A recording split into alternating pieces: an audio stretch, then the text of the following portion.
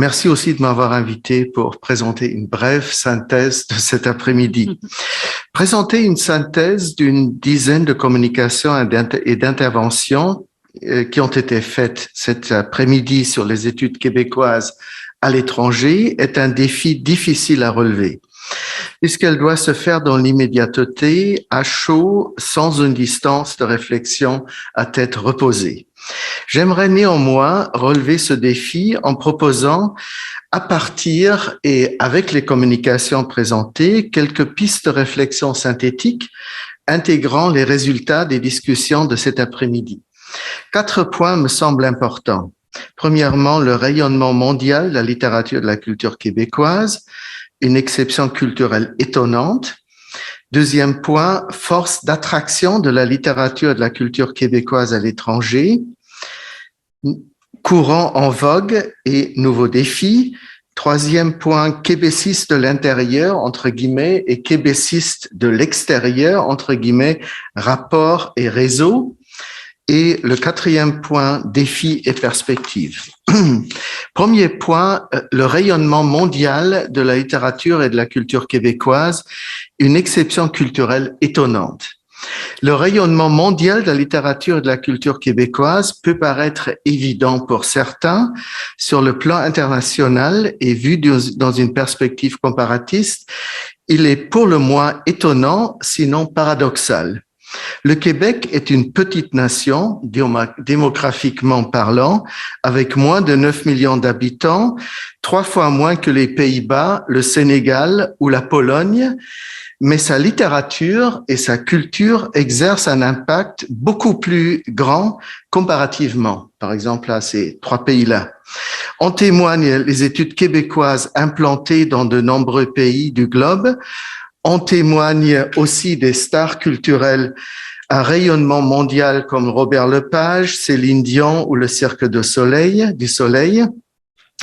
En témoigne aussi le nombre de traductions d'ouvrages littéraires québécois dans d'autres langues comparables à celui d'ouvrages canadiens-anglais et le succès international, certes plus rare, de films québécois à l'étranger, Villeneuve, Dolan, Denis Arcand, etc.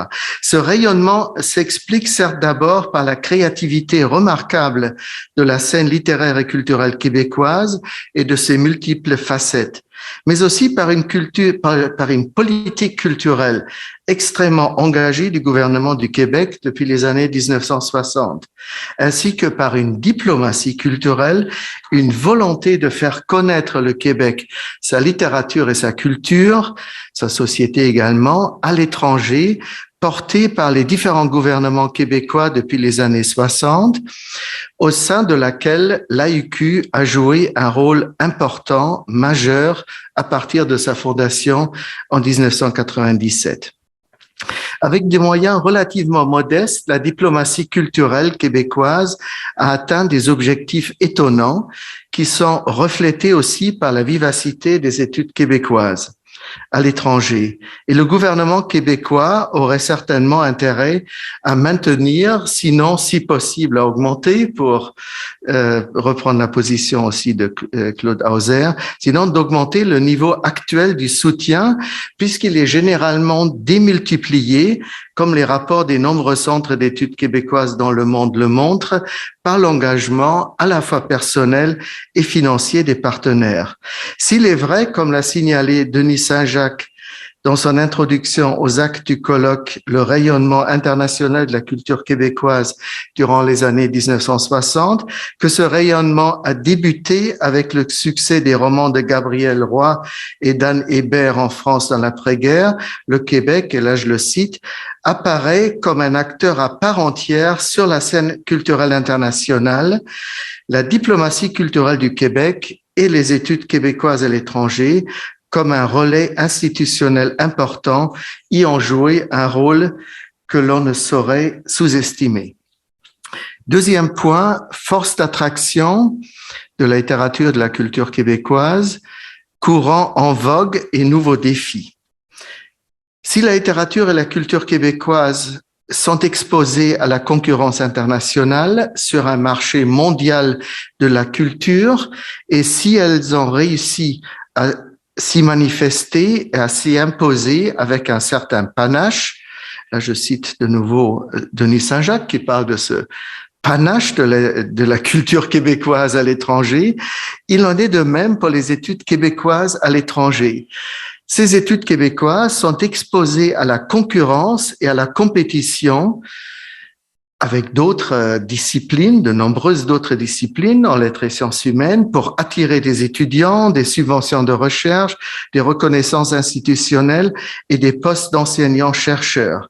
Les études québécoises à l'étranger sont souvent associées aux études canadiennes, notamment dans le cadre d'associations comme l'Association allemande d'études canadiennes qui intègre de facto aussi les études québécoises, mais également dans le cadre des institutions d'enseignement et de la recherche universitaire au département d'études françaises ou, comme c'est le cas en Allemagne, au département d'études romanes.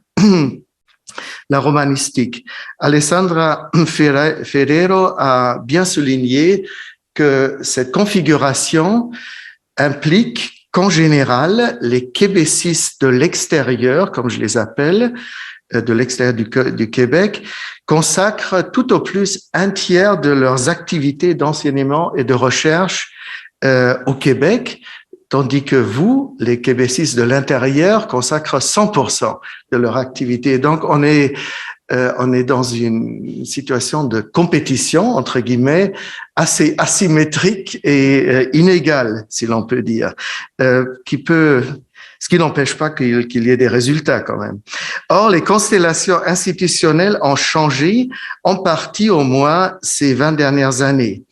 Les départements de français ont été parfois absorbés, notamment aux États-Unis et aux Pays-Bas, dans des départements de European Languages and Cultures. Ursula Moser a bien rappelé les nouvelles contraintes entraînées par la réforme de Bologne. Elle a très bien mis ça en lumière, même si moi personnellement, je suis un petit peu moins pessimiste qu'elle parce qu'il y a quand même, tout au moins en Allemagne et dans quelques autres pays, des flexibilisations, des moyens d'intégrer des contenus dans un système devenu plus rigide. Et les études francophones auxquelles les études québécoises ont souvent été rattachées, notamment en Europe et aux États-Unis, ont souvent pris l'orientation des post-colonial studies dans lesquelles les études québécoises ne s'intègrent que très partiellement et avec certaines difficultés, même si on pourrait penser, et ce matin, cette présentation du Centre d'études autochtones était très éclairante à ce point de vue-là. Je pense qu'il y a des possibilités d'intégrer ces questionnements-là sur les études autochtones dans les questionnements des études postcoloniales. Mais jusque-là, en général, le Québec est un peu en dehors de cette mouvance très en vogue, notamment aux États-Unis, mais aussi en Allemagne et dans d'autres pays des post-colonial studies. C'est un défi également pour les études québécoises.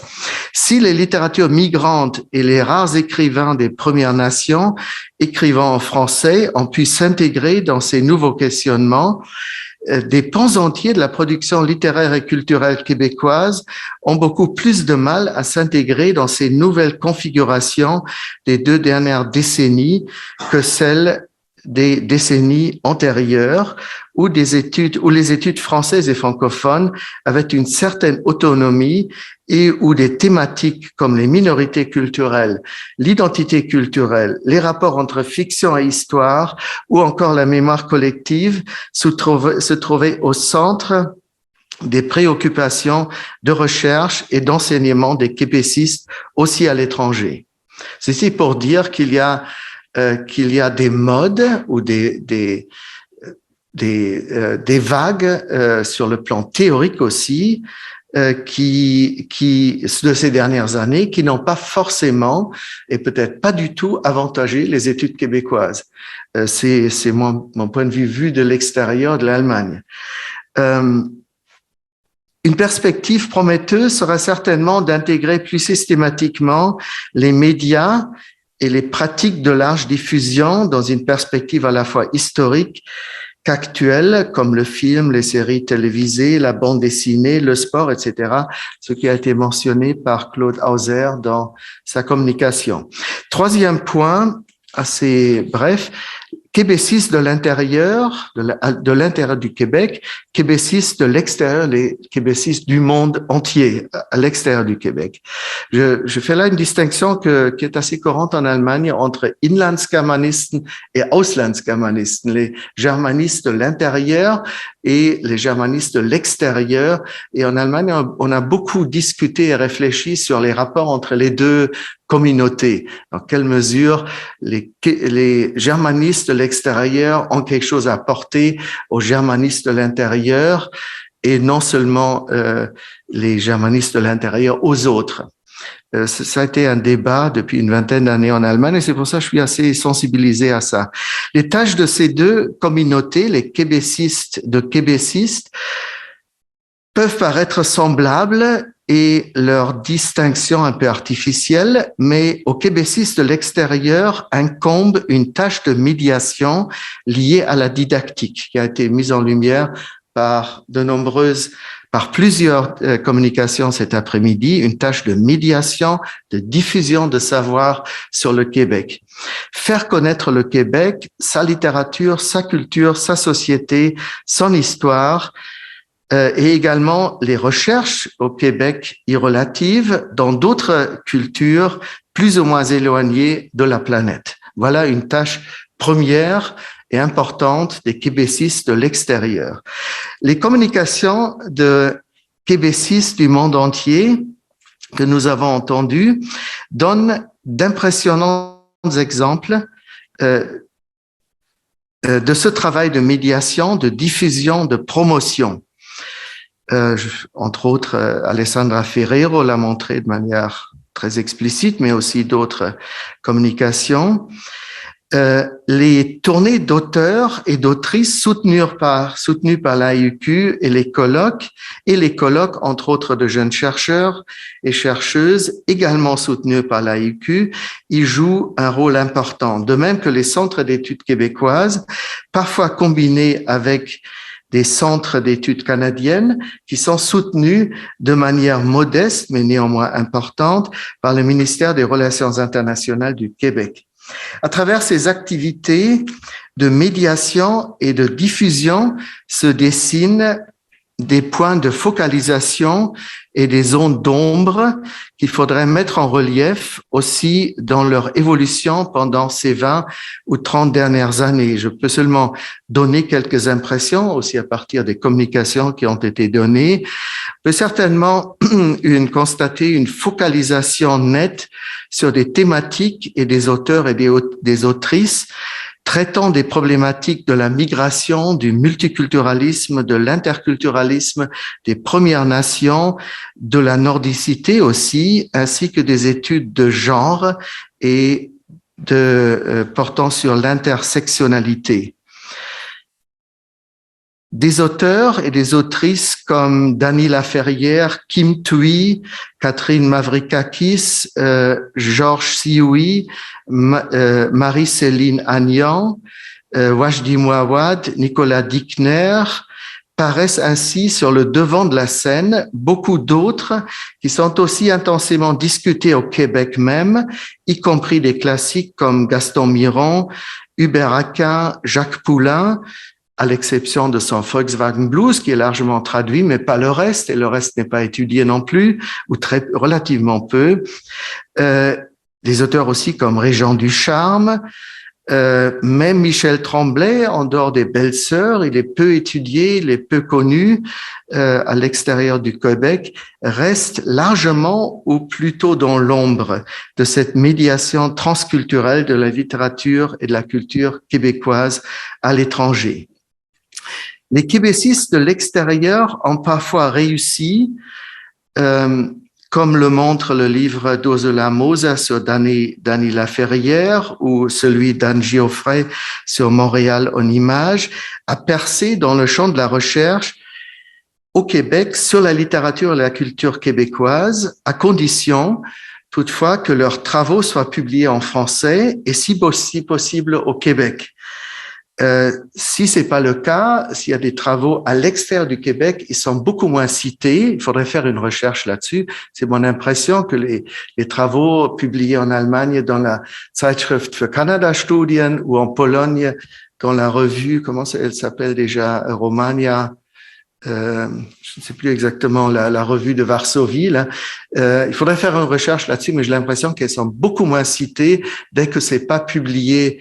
Même si c'est en français, mais si c'est pas publié au Québec, c'est moins pris en considération. Et si c'est publié en anglais ou encore en allemand ou en italien, en général, c'est presque pas cité ou pas. Il y a peu de comptes rendus et vous n'avez qu'à regarder les manuels de littérature québécoise. Qu'est-ce qu'on cite des québécistes à l'extérieur? Les travaux au Québec, dès que c'est dans d'autres langues, c'est même pas pris en considération.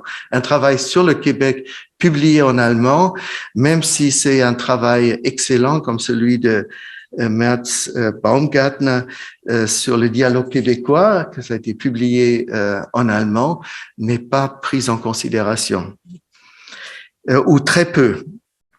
Deux orientations, et j'aimerais terminer sur ce troisième point avant d'aborder très rapidement le quatrième.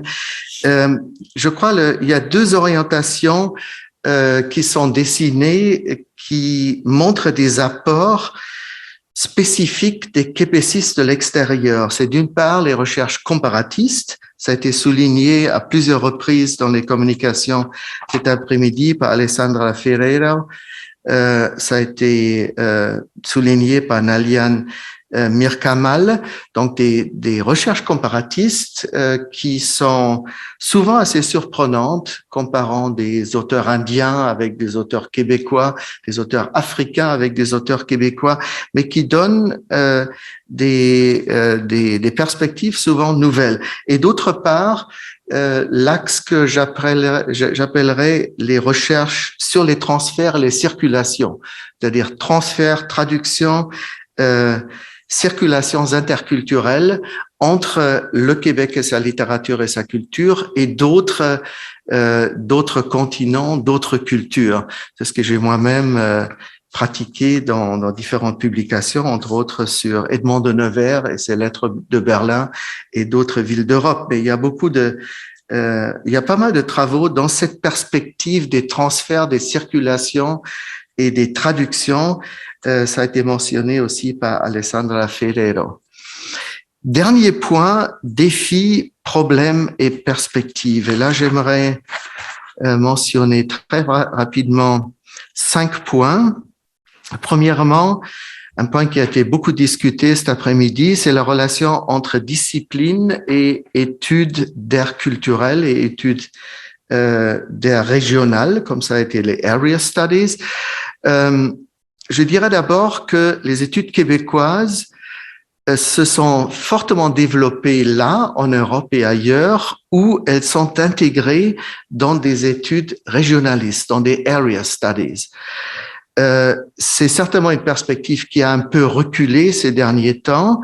Ça a été souligné par différentes communications cet après-midi. Alessandro Ferrero a dit qu'il faut prendre des distances par rapport aux études régionales, favoriser les rapports disciplinaires. Il a été souligné, et je crois que c'est un point important, des communications de cet après-midi. Oui, il y a 1 minute, mais j'en ai peut-être besoin de 3 minutes. Ça a été fortement souligné, c'est-à-dire cette importance de considérer les recherches au Québec, les recherches faites au Québec dans un certain nombre de laboratoires et de centres de recherche comme des recherches d'excellence, comme des laboratoires qui peuvent être intéressant, non seulement pour les gens qui ont le label études québécoises, mais ça peut être intéressant pour toutes sortes de disciplines, linguistique, études sur le multiculturalisme. Je pense à notre école doctorale sur la diversité, qui n'est pas une école doctorale axée sur les études québécoises, mais qui considère le Québec comme un laboratoire de discussion autour de l'intégration du multiculturalisme et de l'interculturalisme. Deuxième point, très rapidement, les rapports entre études canadiennes et québécoises, ça a été un petit peu abordé abordées, notamment par Alessandra Ferrero. Il me semble qu'il y a toujours deux solitudes, en quelque sorte, sur le plan international. Toujours une sorte de scission, même s'il y a beaucoup de rapports entre études canadiennes et études québécoises, qui fonctionnent souvent en parallèle, comme ça a été dit, souvent aux dépens du français. Dans chaque configuration canado-québécoise, il faut se battre pour le français, pour que le français se maintienne et soit pas complètement englouti par des communications en anglais. Moi, j'en ai fait l'expérience à l'Association d'études canadiennes en Allemagne.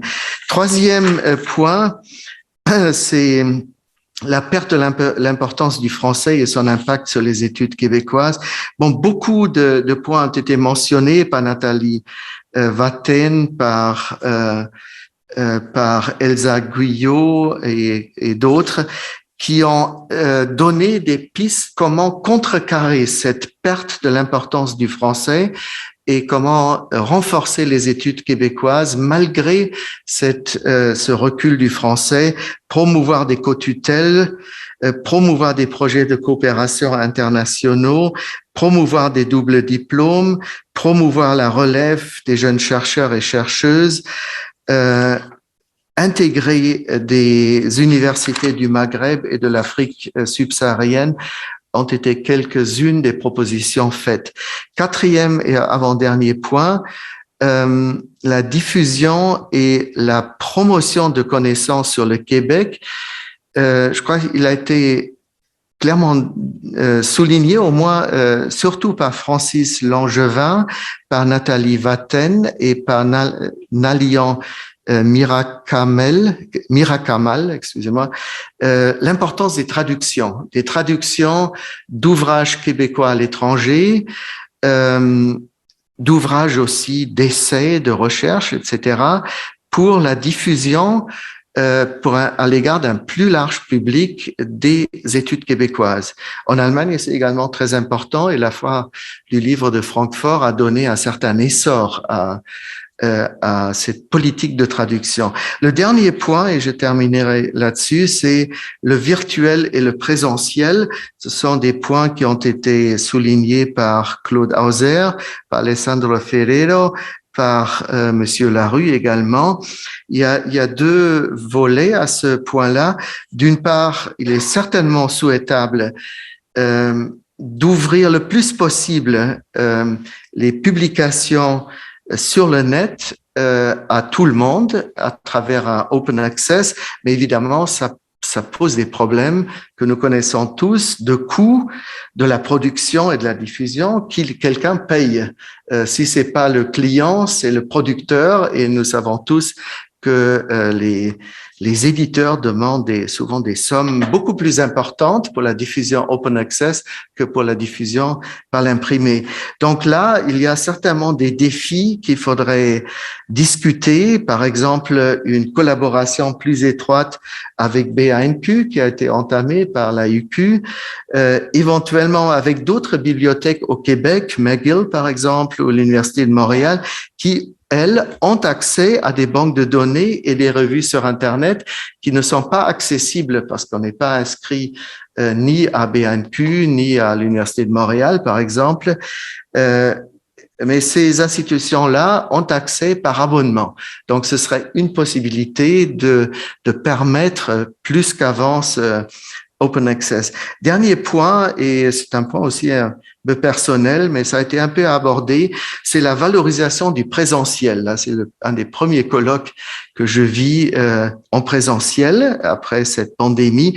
Et je crois qu'il faudrait, par rapport au virtuel, souligner aussi l'importance du présentiel à travers des séminaires, des colloques, des tournées d'auteurs, des tournées aussi de metteurs en scène qui peuvent pas être remplacés entièrement ou même partiellement par le virtuel. Je crois que ça, c'est un point très important et je pense toujours en soulignant l'importance de l'objet en présence ou de l'auteur en présence aux fameuses réflexions de Walter Benjamin, déjà il y a plus ou à peu près une centaine d'années, sur la valorisation de l'aura des biens culturels vus en présentiel.